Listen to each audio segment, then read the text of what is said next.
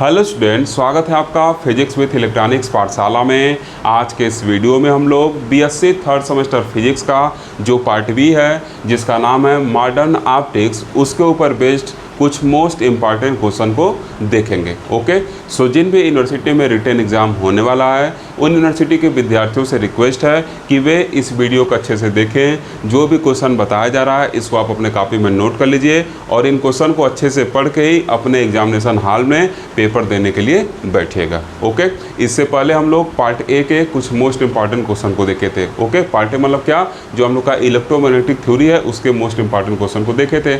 अभी भी जिन विद्यार्थियों ने पार्ट ए के मोस्ट इंपॉर्टेंट क्वेश्चन को नहीं देखा वे जाके पार्ट ए के मोस्ट इंपॉर्टेंट क्वेश्चन को जरूर देखें, वहाँ से आपको काफ़ी ज़्यादा हेल्प मिलने वाला है। ओके, तो चलिए अब देखिए क्या क्या क्वेश्चन हम लोग को पढ़ना है। ठीक, तो सबसे पहले देखिए यहाँ लिख दिए हैं BSc third semester physics. Okay, इसका जो पार्ट बी है क्या है, मॉडर्न ऑप्टिक्स के नाम से है।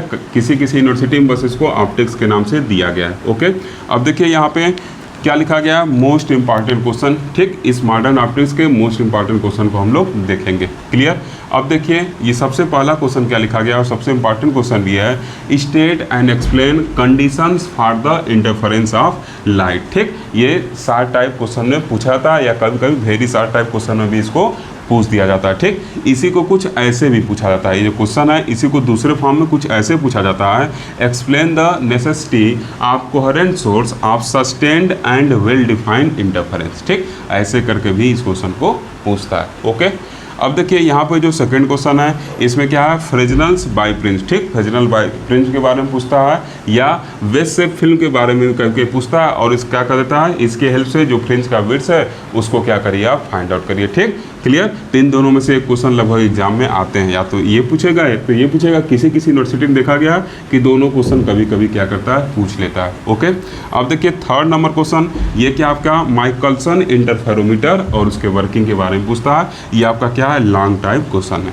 ओके, तो इस तरीके से हम लोग 3 क्वेश्चन देखे। लास्ट सेशन हम लोग क्वेश्चन 3 तक पहुंचे थे। अब देखिए क्वेश्चन नंबर 4 क्या है, तो क्वेश्चन नंबर 4 जो है वो आपका क्या है, न्यूटन्स रिंग। ठीक, आपको न्यूटन्स रिंग काफ़ी अच्छे से पढ़ना होगा।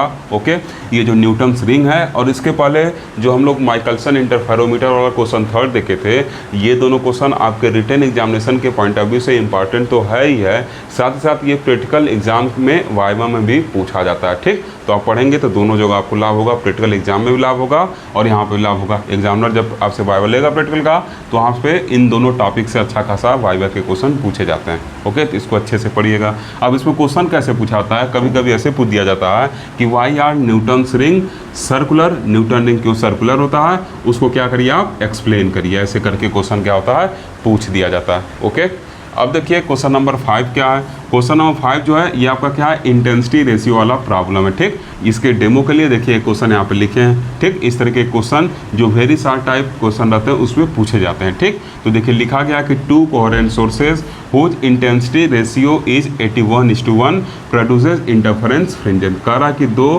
क्या है, कोहेरेंट सोर्सेज हैं जिसका इंटेंसिटी रेशियो जो है वो 81:1 है, वो क्या कर रहा है, इंटरफेरेंस फ्रिंजेस प्रोड्यूस कर रहा है। तो कह रहा है कि deduce the ratio of maximum to minimum intensity of fringe system. ठीक, तो कह रहा है कि जो फ्रिंज सिस्टम है उसके मैक्सिमम और मिनिमम इंटेंसिटी के रेशियो को क्या करिए, बताइए। ठीक, तो एक डेमो के तौर पे मैं यहाँ क्वेश्चन ऐसे दे दिया हूँ ताकि आप केवल ये लिखता है तो आपको कन्फ्यूजन होता है कि ये क्या है, तो इस चीज़ को समझने के लिए कि इसके अंदर कैसे क्वेश्चन आते हैं तो ऐसे मैं यहाँ पे लिखा हूँ। ठीक, ये रेशियो बदल के भी आ सकता है, मैक्सिमम मिनिमम दे सकता है, इंटेंसिटी का रेशियो पूछ सकता है।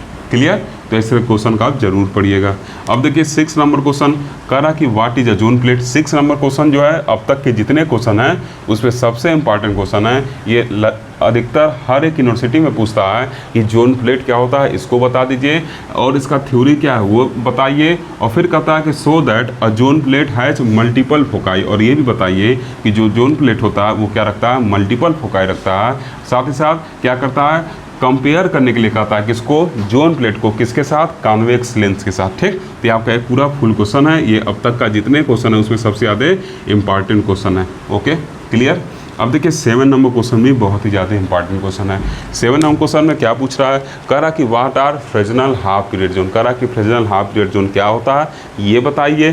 ठीक, आप बता ले जाएंगे। फिर कहेगा कि find the area of Fresnel zone, Fresnel zone का एरिया बताइए। फिर कहेगा कि so that amplitude due to large wave front at a point in front is just half that due to the first half period zone acting alone. ठीक, इसको क्या करता है, प्रूव करने के लिए देता है। ठीक, तो यह आपका पूरा का पूरा क्या है, एक लॉन्ग क्वेश्चन ही है, एक लॉन्ग क्वेश्चन ही है। ठीक, तो इसको अच्छे से पढ़िएगा। अगर आपको लगता है कि ये सब टॉपिक आपको समझ नहीं आ रहे हैं तो आप अगर कमेंट करेंगे तो हर एक टॉपिक में मैं अच्छा खासा वीडियो बना दूंगा। इनके नोट्स भी आपको उस वीडियो में मिल जाएंगे, वहाँ से आप अपना नोट्स भी प्रिपेयर कर सकते हैं। डेफिनेटली जो नोट्स बनवाया जाएगा उससे आपको काफ़ी अच्छे मार्क्स मिलेंगे। ओके, अब आगे नेक्स्ट सेशन हम लोग क्वेश्चन नंबर ईयर से क्या करेंगे, कंटिन्यू करेंगे।